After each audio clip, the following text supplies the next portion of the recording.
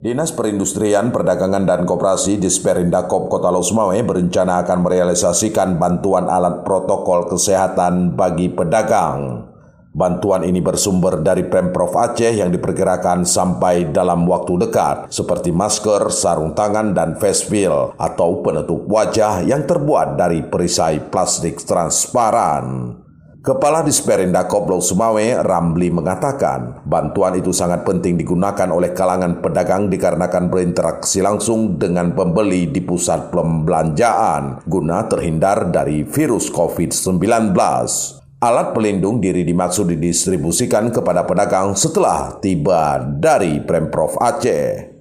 Bagi pasar kita sudah komunikasi, mudah-mudahan dalam waktu dekat dari provinsi sudah ada bantuan yang sifatnya itu nanti kita berikan kepada pedagang.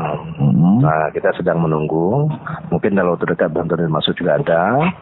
Nanti itu ada diberikan bantuan baik untuk pedagang sendiri maupun untuk kami sebagai pelayan di lapangan. Ia menambahkan pihaknya juga sudah menyediakan seluruh wastafel, alat pencuci tangan di sejumlah pasar tradisional dan pusat keramaian. Hal ini bertujuan untuk mencegah penyebaran corona kala berinteraksi di pusat perbelanjaan tersebut. Dari Provinsi Aceh, Erwin Jalaluddin laporkan untuk KBR.